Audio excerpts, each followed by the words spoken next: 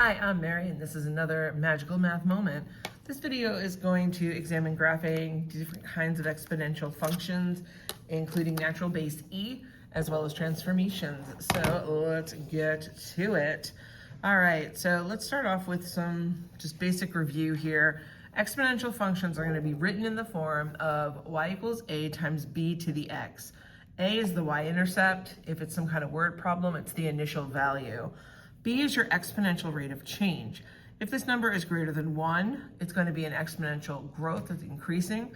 If B is between 0 and 1, I don't know why I wrote a half there, a number like 1/2, we would be dealing with a decay, so it would be decreasing.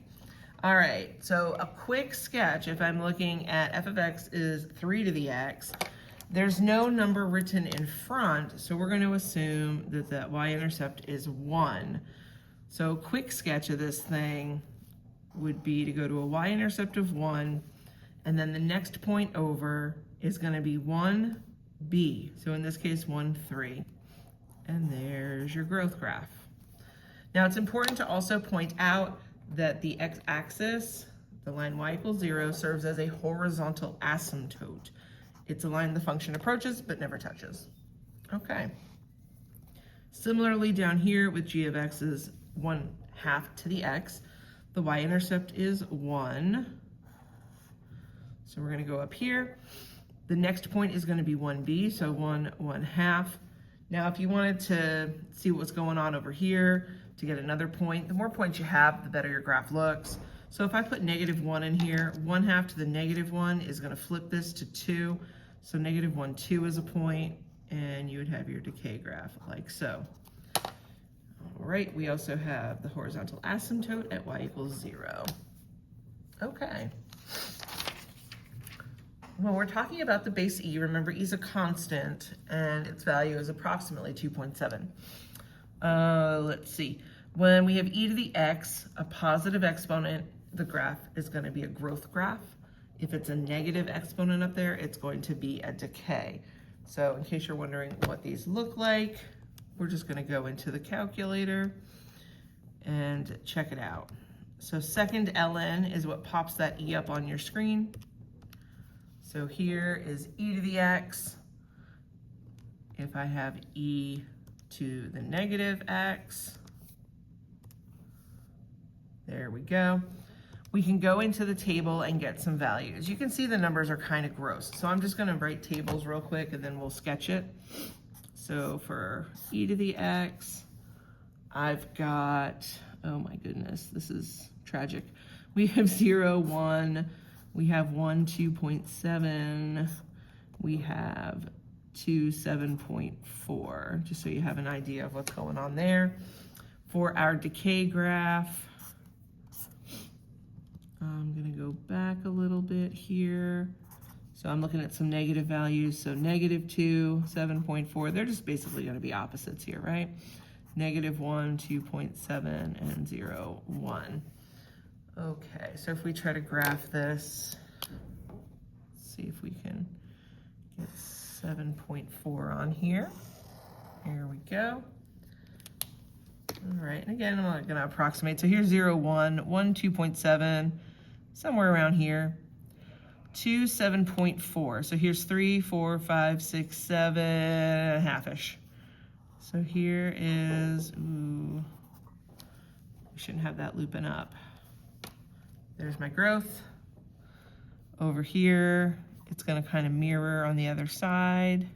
It's got some symmetry. It's a reflection over the y-axis. There is e to the negative x. Okay.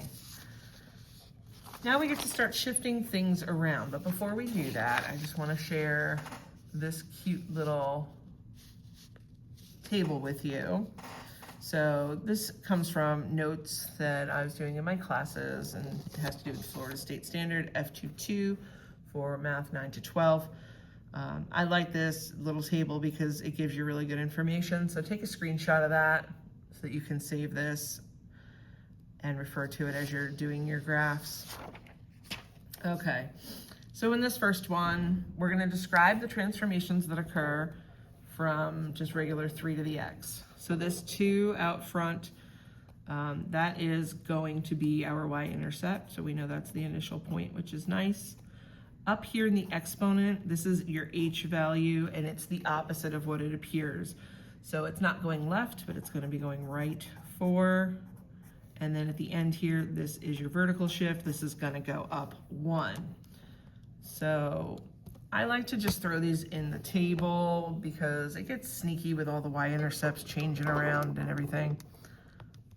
I don't really like to do these by hand because I make silly little mistakes. So if you have access to the technology, then do it. If you don't, you can always make a table of values.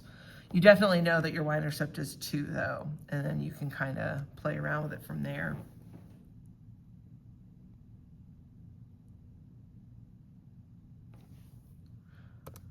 Okay, if we go in here, so I stand corrected. This is not our y-intercept because of the shift. Silly me.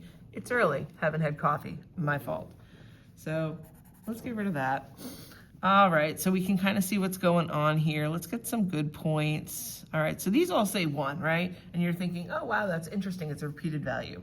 Nope, that's the asymptote. So don't be fooled by that, okay? So just be careful. You can see these y values increase as we go further out. Then we get to some nice points. So I always like to graph nice points whenever possible. So I've got 4, 3 as a point. I've got 5, 7 as a point. I have 6, 19. That might be kind of high. I don't think I'm going to graph that one, but we could put it in a table anyway. All right, so let's see what's going on here. Yeah, no, I'm not going to do that 19 one. That's crazy. It's too much. Ooh, that's a really bad looking y-axis. Okay, hopefully that's enough. Now, something I want to point out to you, we noticed in the table, as well as this k value, that's going to be our horizontal asymptote. So we're just going to put that in, like a dotted line, y equals 1, that's your horizontal asymptote.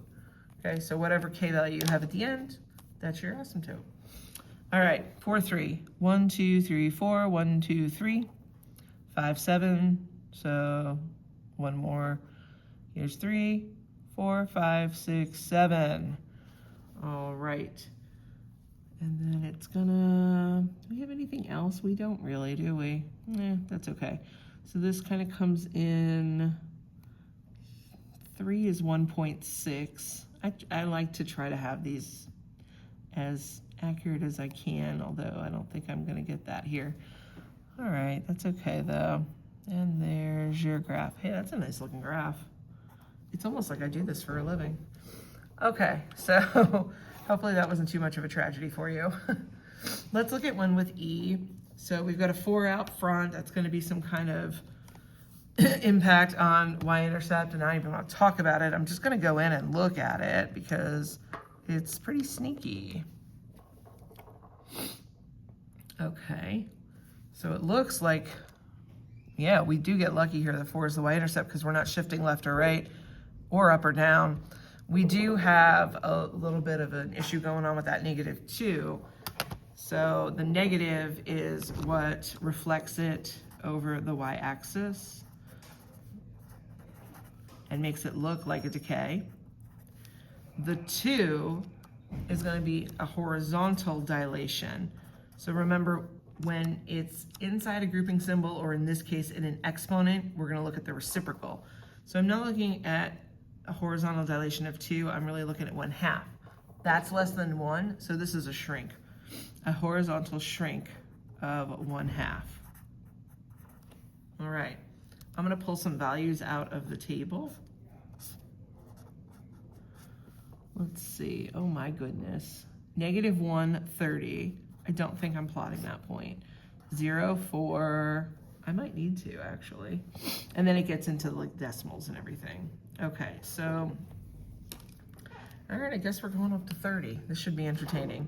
Maybe we'll go by like 5s. I think that sounds good. Because otherwise, I'm never gonna fit it on this paper. Okay, here's XY. So we are gonna start at -1, 30.